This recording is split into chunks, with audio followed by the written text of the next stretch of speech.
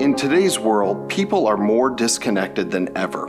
Anxiety, loneliness, and depression are rampant, and young people are desperate for meaningful relationships. From the beginning, Edge has created opportunities for people to develop in their personal, professional, and spiritual lives. My relationship with my mentor is awesome. Shout out to Jason. He's there for me in terms of any questions I have, both professionally and personally. Earlier this year, my dad had COVID, and he was one of the first people to check in with me regarding that. So it's nice to know that he cares about me as a whole human being. Edge continues to provide ways for you to develop as a whole person, to grow yourself, and to find your role in your community and make an impact. Edge offers a variety of programs and events to provide community and safe spaces for whole person development to occur. Edge groups, Edge work, and Edge events are our current product offerings, but we are always looking to expand as a way to better serve our community and to be able to positively impact more lives. We believe that people grow better together. We are all made for community. Once you have expressed interest in participating in an Edge group, we will pair you with 5 to 7 other young professionals and a carefully selected Edge-trained mentor. And together, you will navigate life, including personal growth, career development, and faith. Edge group participants commit to a 1-hour virtual gathering with their group every other week for 1 year. And because Edge Groups is a virtual program, you can experience the power of intergenerational mentoring from anywhere. I'm Toni McEwen. I work for Corteva AgriScience, and I lead our global HR service centers. I do think I have the best Edge group because these women are constantly showing up for one another. So while I'm technically the mentor, there's a lot of moments where I sit back and I don't say a lot, and they just speak into each other's lives. Edge at Work is a 1-year cohort-based program that focuses strictly on personal and professional development.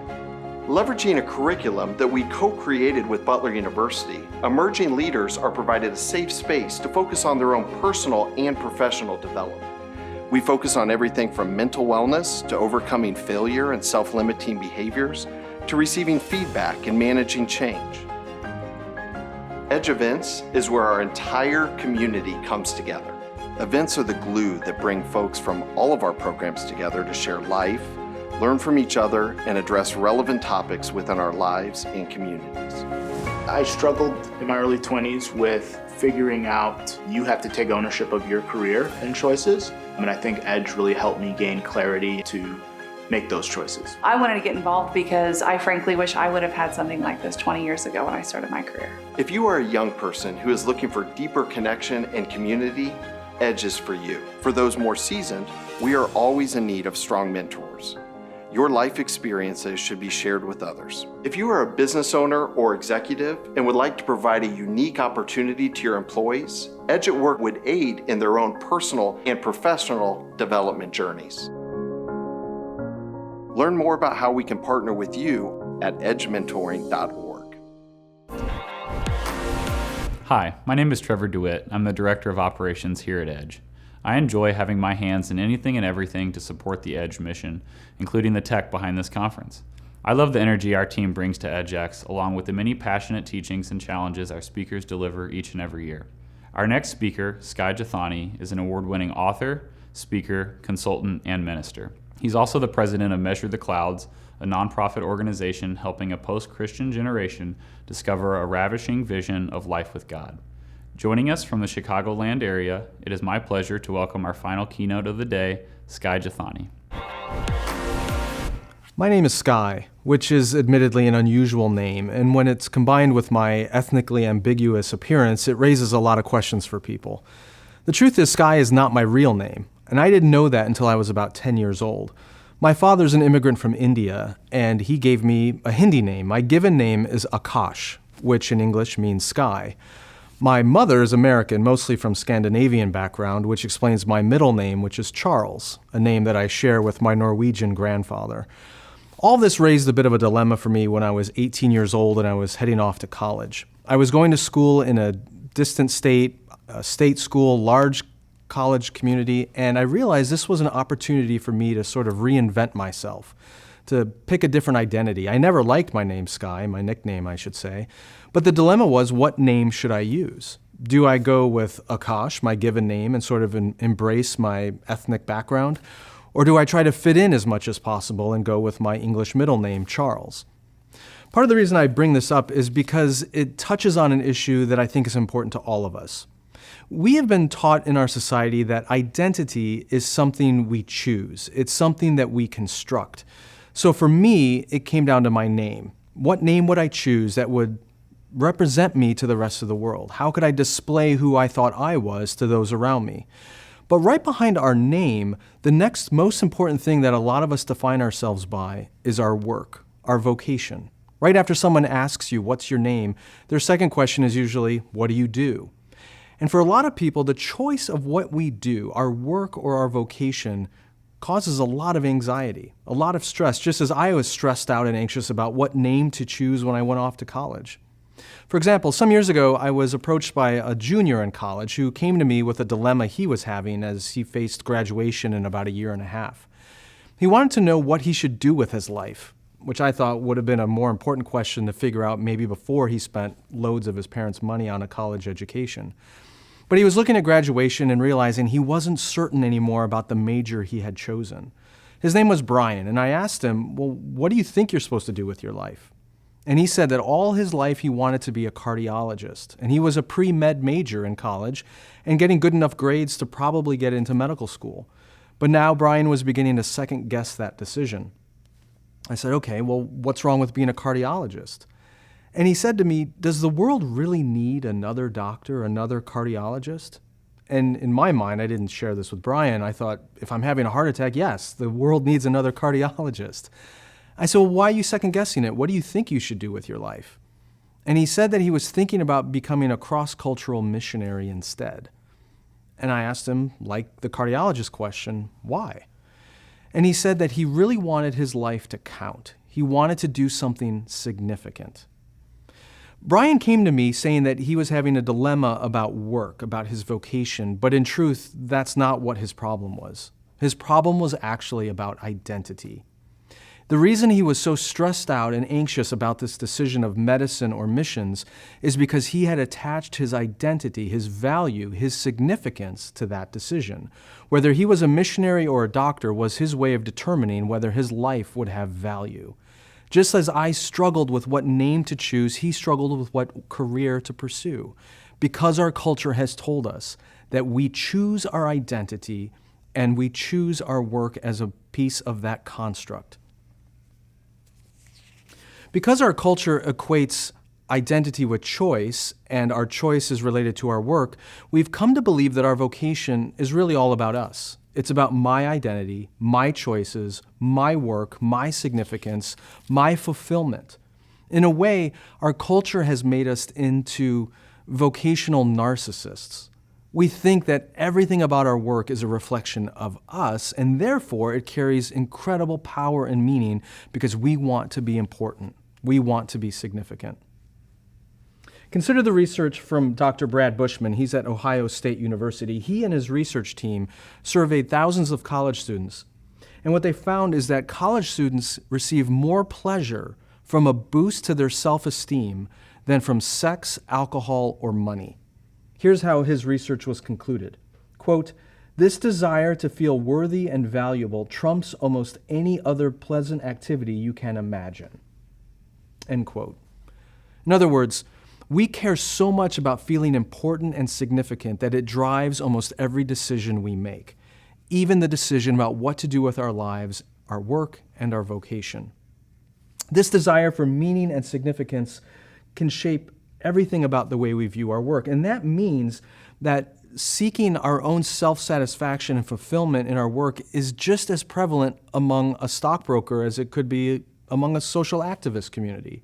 It means we could be driven by this shadow mission of self-actualization and significance if we're a pastor or if we're a politician. This narrative of vocational narcissism really infects all of us in this society, regardless of what vocation we may find ourselves in. We think it's all about us. I want to suggest to you that this trap, this matrix of vocational narcissism, is carried into every area of our lives. And if we're going to break it, we have to come to a different vision of work, a different reason for doing what we do. To begin to tackle that, let me take you back to my decision when I was 18 years old about what name to choose as I was heading off to college.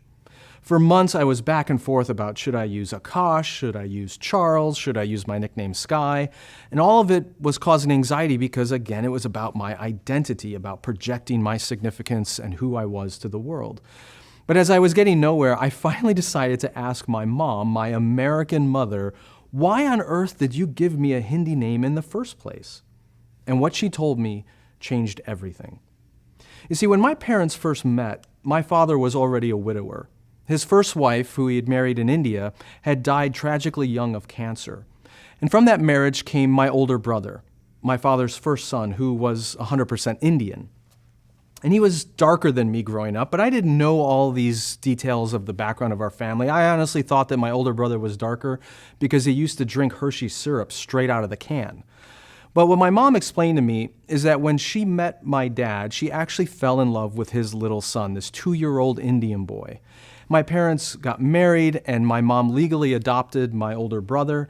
And of course, being 100% Indian, he already came with a Hindi name and a nickname.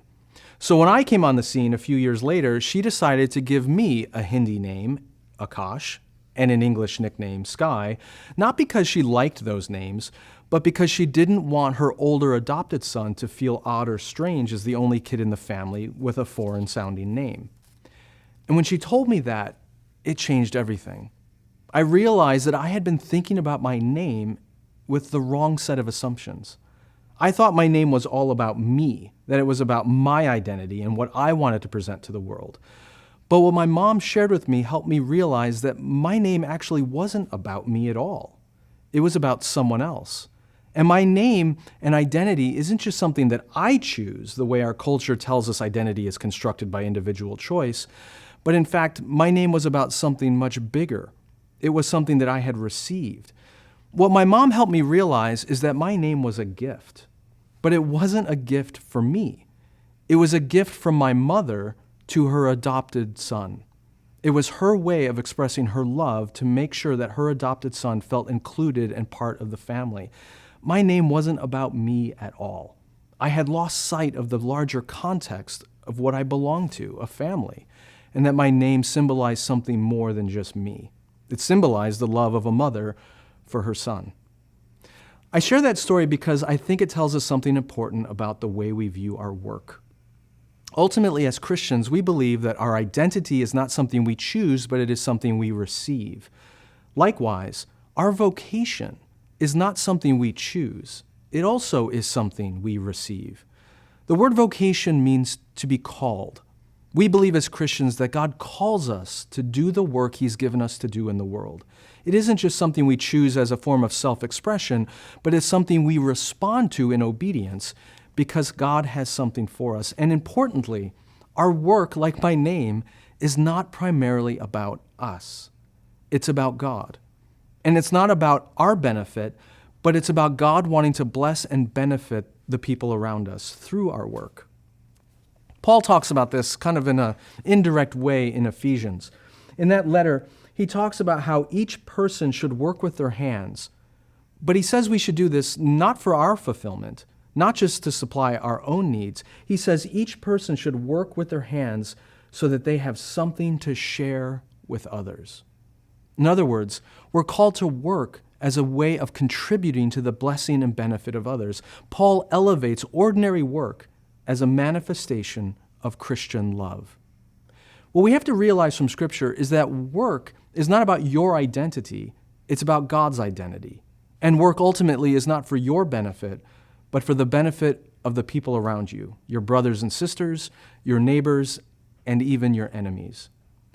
But if we're going to break the cultural narrative of vocational narcissism, if we're going to have a larger vision of what it really means to work as God has called us to work, then I think we have to do at least two things. First, we have to learn to find our deepest significance in something other than our work. And secondly, we must come to see that all vocations, not just those that are labeled ministry, are part of what God is doing in the world. So it sounds strange, but in order to really value our work properly, we actually, in some cases, need to value it less. And in order to see the importance of our work in the world, we have to expand our vision of what God is really up to. We're talking about identity and mission. Let's start with that identity question. There's a story in the Gospels that you may be familiar with, but it carries profound significance that we don't often think about. It's the story of Jesus being baptized by John in the Jordan River. If you recall, when Jesus is baptized, the voice of God the Father speaks and declares, "This is my beloved Son, in whom I am well pleased." This was God the Father declaring the identity of his Son. My beloved Son, he says, and he's declaring the Son's value, in whom I am well pleased. But what's really remarkable about this story is when it happens in the sequence of the gospel narratives. God declares this truth about his Son before Jesus had done anything. He hadn't yet called a disciple. He hadn't performed a miracle. He hadn't overcome temptation in the wilderness. He hadn't confronted his enemies. He hadn't exorcised a demon. He hadn't healed anyone. He hadn't preached a sermon yet. He hadn't gone to the cross or overcome all the humiliation that was before him. Jesus had probably only made some really good furniture as a carpenter. He hadn't done any of his public vocation, and yet here's God the Father declaring, "This is my beloved Son, in whom I'm well pleased." Why does that matter? In his reflection on this event, Henry Nouwen observed that Jesus was able to give himself away so self-sacrificially, so lovingly, because he knew his identity. He was able to work tirelessly for the good of others. He was able to bless those who cursed him. He was able to do all the things that God had called him to do because he understood that his value was not rooted in how people responded to him. It didn't matter whether people celebrated him or cursed him, because his true identity and his real value had already been definitively declared by his Father. He was the Son, and God was well pleased with him. His communion with his Father is what grounded him and allowed him to endure enormous success and ultimately complete desertion and failure by his own disciples. And the same goes for us. Nouwen says that we too must endure enormous challenges in our life, in our vocations, in our work, and we can, but only if we've grounded our identity in something other than our vocation. It has to be grounded in our identity as God's beloved child, in whom he's pleased with, regardless of what we accomplish or fail to accomplish in this world. In other words, your value does not come from your vocation. It comes from the one who's called you to it. It comes from our Heavenly Father. I mentioned that student earlier who came to me wondering, should he go into medicine or missions, the student Brian. Brian and I ultimately spent about 6 months together. I informally mentored him, but in that 6 months, we spent almost zero time talking about his decision about medical school or becoming a missionary, because I sensed something else was going on in Brian. I sensed that he didn't really have a deep-rooted sense of God's love for him, of his identity as a child of God. So in that 6 months, we spent almost all of our time talking and practicing prayer, getting him to experience, perhaps for the first time, more than just a theological knowledge about God, but an experiential presence of God in his life. As a result of that, after those 6 months, Brian was able to tell me that through self-reflection, through talking to other mentors, through talking to people who knew him best, that he probably didn't really possess the gifts or calling to be a cross-cultural missionary. Instead, he was able to acknowledge that what drew him into that desire to be a missionary was what his community has always reinforced, that those who go into ministry are the ones who are really important, who are really significant, who really matter to God. But as he found his significance in prayer, in communion with God, the pressures of his community kind of melted away, and he was able to more objectively recognize that he did have the skills and the gifts and the calling to be a really gifted and loving doctor. And so he chose to go to medical school. And I consider that a win, because he was doing it not from a desire to be significant, but from a sense that he already was significant as God's child. So let me challenge you with this. In your work, are you utilizing your vocation to make yourself feel important, to make yourself feel significant, to prove to yourself or others that you're valuable? Or have you learned that the most important thing about you is not what you do, but who you do your work with? Do you recognize that God your Father is the one who declares your true identity and your value, and not the people around you? That leads to the second point, which is more about mission, and also to Brian's struggle about medicine or missions. See, his dilemma about what to go into was really coming from a disintegrated vision of the world. He had been raised in a community, a loving Christian community, but nonetheless one that indirectly or directly communicated to him that everything fell into two categories. There are sacred things, which God cares about, and then there's everything else, which God ultimately doesn't care about. He had bought into this sacred secular divide. And the people who spent more of their energy and time doing sacred things, well, their lives really mattered. And the rest of us who spend our time and energy doing secular things, that doesn't matter unless they can take some of the money they earn in those secular vocations and give it to the people working in the sacred sector. That's the vision that Brian had. And because he wanted his life to count, he was driven more into so-called sacred vocations. If we're really going to see our vocations differently, if we're going to move past a narcissistic vision and open ourselves up to a generous vision of vocation that truly blesses others, we have to heal this sacred secular divide. We have to come to believe that even those vocations that are not labeled as ministry actually matter for God and His kingdom. First, let's talk about where this divide came from. You can thank a guy named Eusebius. He was a bishop in Caesarea in the 4th century. And Eusebius came along and he said that there are two kinds of life. One side, he said, is the perfect life. This is the life that he said was spent in working for God's kingdom. It was the life of the clergy, of priests and monks and bishops. This was the life that was focused on the things of heaven. And Eusebius was clear that this so-called perfect life was the only one that included a vocation, a true calling from God. Everyone else, he said, didn't have a perfect life. They just had a permitted life. So if you were a baker or a farmer or a fisherman, that wasn't evil, it wasn't wrong, it wasn't sinful, but ultimately it really didn't matter either. It was just permitted. And those people did not have vocations. They didn't have a calling from God. They just labored. They just worked. They were focused on the things of earth. This sacred secular divide, this perfect permitted divide that was set up by Eusebius, lasted for about 1,000 years in the Western Church, largely unchallenged. That is until the Protestant Reformation. If you know anything about Western history, you may recall that in the 16th century, Gutenberg comes along and invents the printing press, and for the first time, large numbers of people have direct access, unmediated access to the Bible. They start reading the scriptures, especially the New Testament, and they begin to realize that Eusebius was frankly full of crap, that there is no sacred secular divide. There isn't a special place for clergy versus everyone else, and there isn't a special sense that people who are devoted to the kingdom work of God are more superior or have a higher calling than those who are called by Christ to other works or vocations. In fact, throughout the New Testament, we see the equality of all of God's people. The Protestant reformers came along and started breaking down this secular sacred divide, this barrier between the priesthood and the rest of God's people. Throughout the pages of the Bible, they began to see that the permitted and the perfect life just simply did not exist. The reformers recognized that all work was a way of worshiping God and brought honor to Him. They realized that it wasn't just in the temples and cathedrals that the Lord was worshiped, but in everything that we do. As the Apostle Paul says in 1 Corinthians, whatever you do, that's pretty all-encompassing, whatever you do, give glory to God. They began to realize that it was the farmer, the fisherman, the houseworker, the slave, the servant, all these people could bring great honor and glory to God in their work, and that their work, as I said earlier, was actually a manifestation of Christian love as they contributed to the well-being of others.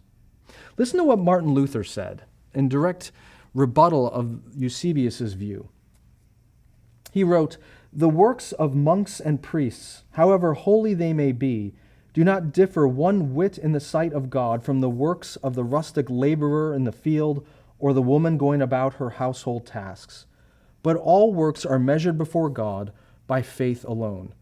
Indeed, the ordinary housework of a manservant or maidservant is often more acceptable to God than all the fastings and other works of a monk or priest, because the monk or priest lacks faith.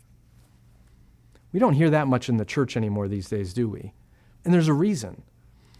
Not to go off on a tangent, but frankly, a lot of ministries and churches benefit from the vision of a sacred secular divide, because many of them are trying to get us to give more of our time and treasure to support their work. And one of the best ways to do that is by convincing you that what you do Monday through Saturday doesn't matter as much as what they're doing on Sunday. So you should give more of your time and money and effort to what ultimately matters in God's kingdom and pay less attention to what's going on the rest of the week. This has two effects which are not good. One is it causes us to believe that the clergy, in Eusebius's view, are superior to everyone else. But perhaps more damaging, when we have this bifurcated, disintegrated view of our work, it can make us think that our vocations in other areas don't ultimately matter, and therefore I can do with them whatever I want.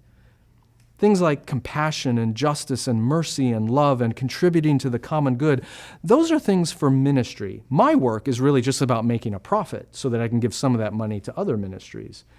That's not how God's Word presents it. In fact, the things we do Monday through Saturday matter just as much as what happens on Sunday.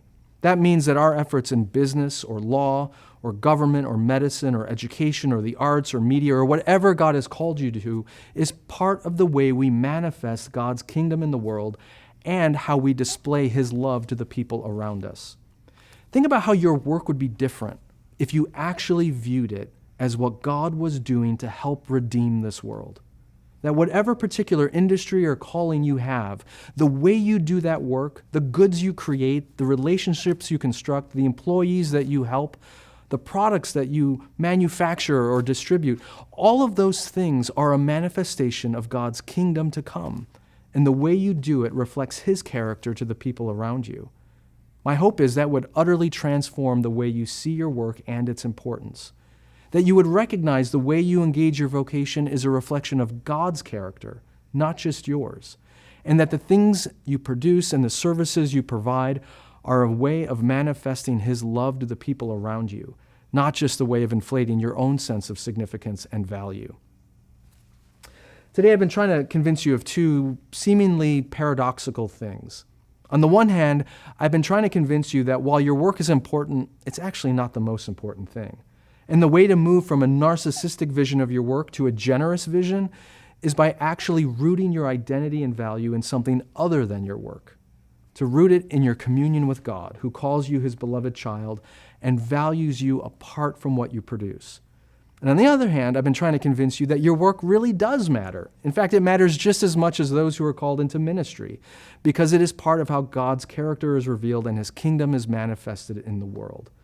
I know those things may seem at odds with each other, but they're really not. They're a paradox rooted in the pages of the New Testament and one that we see throughout the lives of faithful women and men throughout the centuries. But if you only hear me say one thing today, I hope it's this. If you want to move from a narcissistic to a generous vision of your work, then remember that before you are called to something, before you are called to some place, you are first and foremost called to someone. Now it's my pleasure to introduce our second guest of the day, Skye Jethani. Skye, how are you today? I'm good. Good to see you, and thank you for having me on. Yeah, absolutely. Wonderful keynote today. We really enjoyed it. I'm sure the audience had a ton of takeaways. So we'll dive right into this Q&A. We'll start off with a little bit of a question related to your keynote today. We heard a little bit about your upbringing with your parents and your brother and that really cool story about your name. Let's talk about the Skye today. Would you mind telling us just more about yourself, the things in relation to your family, your work, faith, hobbies, etc.?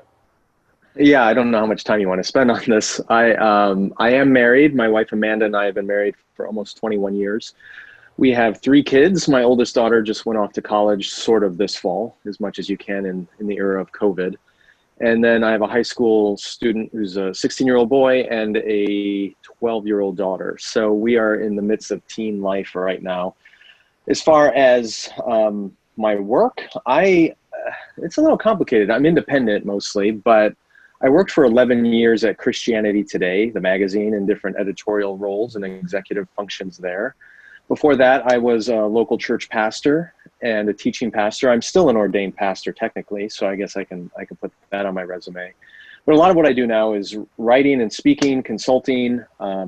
I have a weekly podcast with Phil Vischer, the guy who started VeggieTales, called The Holy Post, which has been growing like nuts since we started it 8 years ago.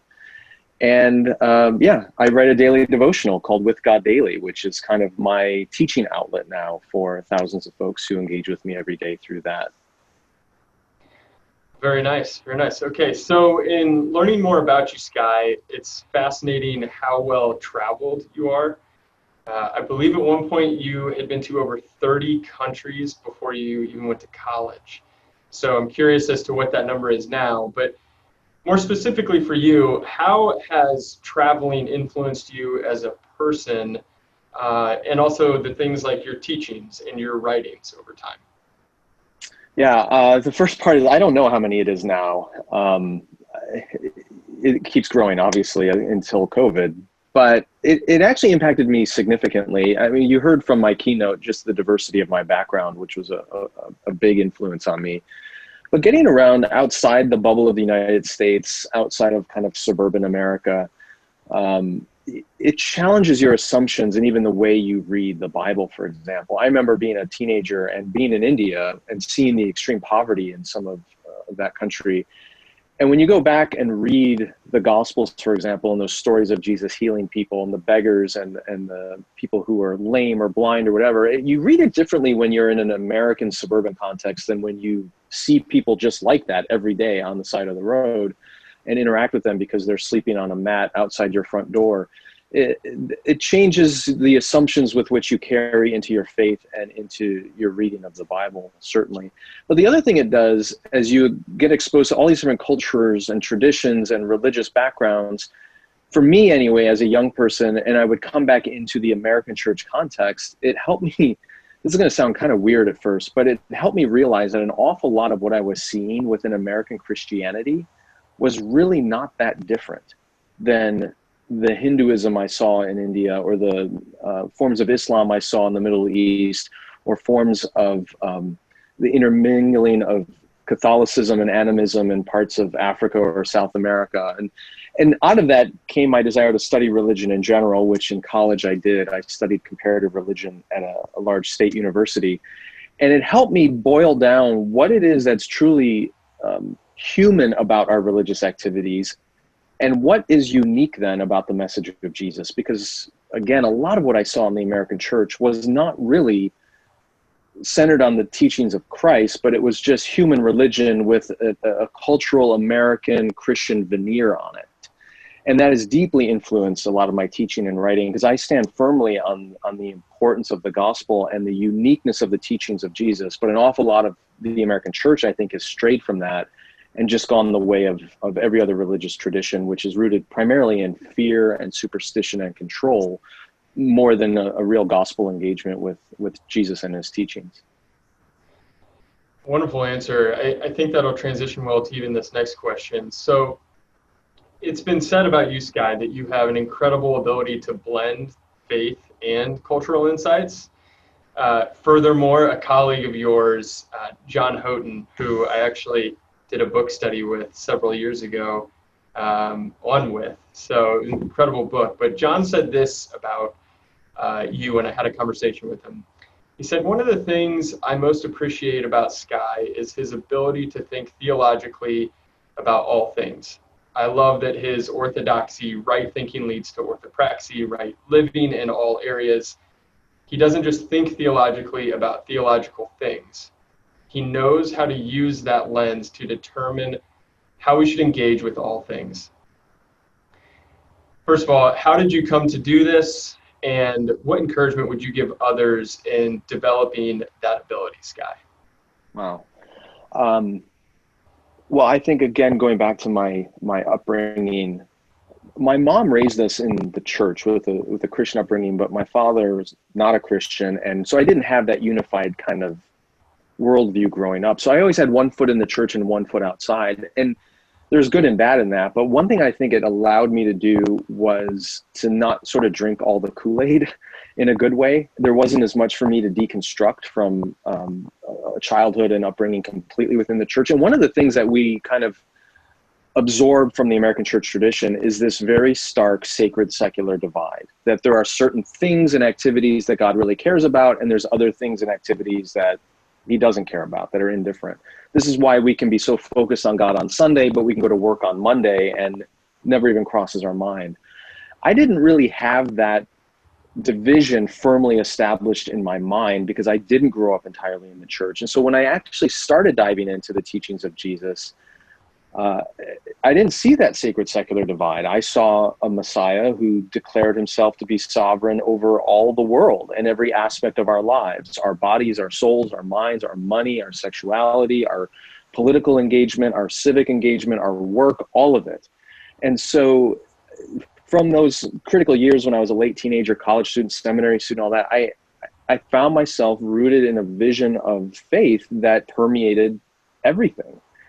And I just think I had less deconstruction than some other people. Now, if you do have those firm, divided, categorized, siloed visions of your life in the world, I think one of the most important things you can do is start reading and engaging in Christian teaching outside of just your tradition. And read those sources that are going to challenge the way you think about civic engagement or work or family or other areas where you think God doesn't really have a big place. I did a lot of work when I was at CT with pastors and church leaders when all over the country, interviewed them, wrote articles about ministry. And one of the things that struck me is everywhere you go in this country and every church or ministry you talk to, they're very comfortable organizing their ministries around the assumption of marriage and family. Most churches have classes and networks to help you as a husband or as a wife or as a father or as a mother. And then they have life stage stuff for children, little kids, infants, all the way up through high school and college. And that's fair, that's legitimate, that's great, but almost no churches in America have discipleship or support ministries rooted in a person's vocation, where they're actually going to spend most of their lives. So why do we make the home a legitimate venue of discipleship, but not the workplace? Why do we have ministries to help husbands, but we don't have ministries to help a business leader or healthcare workers or educators in our churches? That's part of the blind spot of the American church. We think that God doesn't care about our work, but he does care about our homes. And those kinds of artificial silos are what need to be broken down. So the best thing I could say is get outside of your tradition and the assumed silos that you've inherited and read more broadly in those traditions that break those things down. So we have a question that came in from Ron. He says, Skye, I absolutely loved your talk today. Would you share a time when you realized that your ministry in the marketplace was just as important as your role in vocational ministry? Yeah, I can. There was a season where I had transitioned out of my church role where I had been preaching pretty much every Sunday, and I started working for CT, this magazine, in a totally different role. And months had gone by, and I was finally invited to speak again at my church, sort of as a guest preacher at that point. And I got up to do that sermon, and part of it was I apologized to the people in my church, because I realized that all those years where I was a teaching pastor, what I was trying to do in many of my sermons was get them to give up a little bit of their extra time that they had spent maybe watching TV or engaging in sports or something, and give some of that time over to church work, to volunteer more for the ministries that I cared about.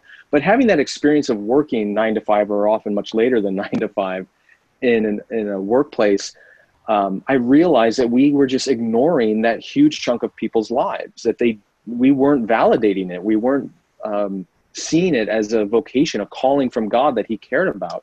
So in that season, that's where it really sank into me, as I was engaging in all this editorial work for the first time outside the church, that God wants this part of my life too. And he wants that part of all the people in my church as well. And so when I finally got back into that teaching role, I apologized to them for not validating and caring enough for the massive amount of their week they spend at work, and was just fighting to get a little bit of the leftover time for God and stuff in the church. So that began a process, me personally, and also with others in my church and broader network, of helping them integrate communion with God into their 9 to 5 work experience. not just when they're in a small group or a Bible study or a quiet time or Sunday worship. But it really, frankly, took me leaving pastoral ministry to see that. I didn't recognize my blindness until I got out of that context. Wow, well said. Okay, one more question from the audience here. So Trent asks, so he says, in your keynote, you talked about church cultures which value so-called sacred vocations over so-called secular ones. How do you think we go about changing the culture of the church and its skewed view on callings? Oh my goodness, that's a tough one. I don't want to throw my sisters and brothers in ministry under the bus or anything here, but frankly, the sacred secular divide partly exists because it benefits pastors so much. It validates their calling above everyone else's, and it gives them a tool in their tool belt, like I mentioned earlier, I tried to use, which in a way guilts members of a church into giving more of their time and money toward ministry so they can do something that really matters. So it's a tool that they don't want to give up easily, which means it takes a lot often for pastors to have their eyes open to the sacred secular divide and how they reinforce it. So all that to say, I wouldn't probably spend a ton of energy trying to get pastors or ordained leaders in the church to get this. If they do, that's wonderful. Encourage it, affirm it, bless it, say, amen, and go for it. But if they don't surrender either. Do the work on your own. You have to be a big boy or a big girl. You are responsible for your own growth in Christ, and you can do that on your own. You can develop this area of your faith without having to look to your pastor to do it for you. And you can certainly do that to those that you mentor, to those that you lead. As you grow older in your vocation, hopefully you are encountering men and women who are younger, who are coming up through that same vocation, who want to follow Christ. Mentor them, lead them in that way, show them a holistic vision of what it means to be a follower of Christ in this world, rather than a bifurcated or divided vision that they often get from the church. So just because your pastor or church leaders may not get it, that's no excuse for you not to get it and not to instill it in those that you're called to lead and mentor. Well said, Skye. Okay, so in a recent keynote message, you said, and this is from the Dwell conference earlier this year, Skye, you said, if you believe that you are safe in the hands and presence of God, you have just become the most dangerous person in the world. Interesting statement. So will you please expand on that and tell us just more about what you mean when you said that? Yeah, a lot of this comes out of my most recent book called What If Jesus Was Serious? It's all about the Sermon on the Mount. And if you're familiar with it, a lot of the teachings of Jesus in the Sermon on the Mount are dismissed, frankly, as ridiculous. Things like, give to the one who asks of you, love your enemies, pray for those who persecute you, forgive those who've wronged you. These are pretty dramatic teachings. And a lot of people dismiss them because they say, well, if I actually lived that way, if I did those things, well, my enemies are going to walk all over me. I'm not going to get ahead in the world. I'm going to be ridiculed. I may even be martyred. Like that can't be what Jesus meant. I think it's exactly what he meant, because it's exactly what happened to him. He was martyred. He was killed for living this way, and many of his followers were. The problem is we don't take Jesus seriously and obey his commands because we don't think we are safe. And what the Gospels show us, what Jesus' own life shows us, what the resurrection shows us, what his apostles show us, is that you can take Jesus seriously and you can live these radical commands, because no matter what happens to you, the very worst thing in the world can do to you is probably kill you. Even then, we are perfectly safe. As Paul says, there is nothing in all creation that can separate us from the love of God in Christ, not even death itself. And if we really believe that we are perfectly safe in God's hands in a sort of cosmic sense, then that should free us to actually obey the things that Jesus calls us to do. That means there's nothing the world can throw at us that will make us hate people, that will make us devalue them, that will make us treat our enemies as if they are less than human. There's nothing that would make us curse or belittle someone else, even though they vehemently disagree with us. When I say we become the most dangerous people in the world, when death has no hold over you, you will love radically to the point where nothing can stop you. And that makes you dangerous in the eyes of the world. And that's why great reform movements throughout history have always been fueled by followers of Jesus who were not afraid of anything the world could throw at them.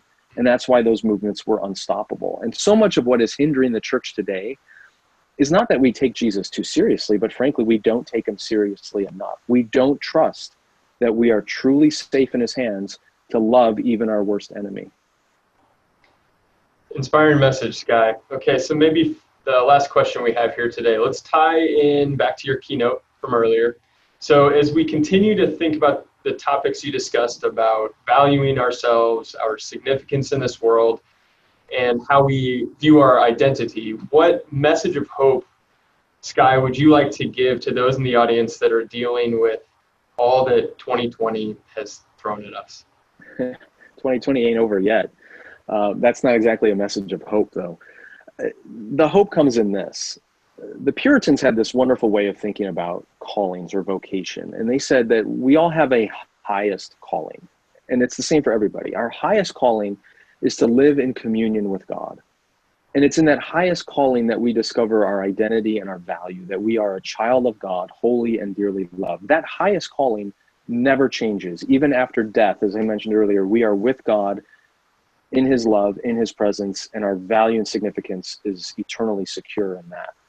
But the Puritans talked about we each carry a set of particular callings or specific callings. These are the things that God has called us to do in the world, in our life. I don't know, be a dentist or a business leader, or be married to your spouse with your children. And all these specific things are important and good, and we ought to do them well as those called by God to do them. But here's the key. Every single one of our particular callings will at some point end. Every one of our marriages will end. Marriage is not eternal. It's only until death do we part. Our role as parents will someday end. Our vocations in the marketplace or education or wherever it might be, at some point, those things will end.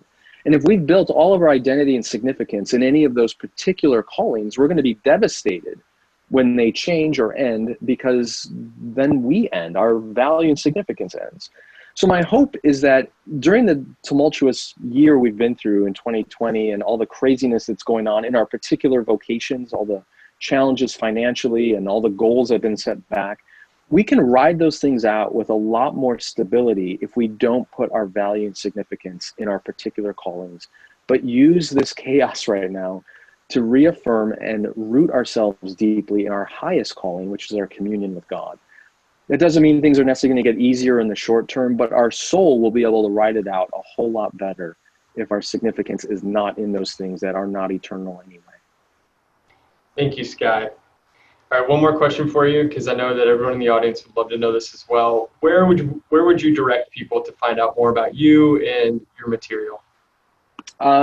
Great. Two things come to mind. Number one, my daily devotional is available through withgoddaily.com. You can find out more stuff about me there, including my speaking and writing projects, but withgoddaily.com. And then the podcast and a bunch of other resources that I do with Phil is available at holypost.com. All right. Well, I'm sure everyone appreciates that. It was wonderful talking with you today. Thank you so much for your time and all the energy you gave us here. Appreciate it. Thanks, Casey. My pleasure. Yeah.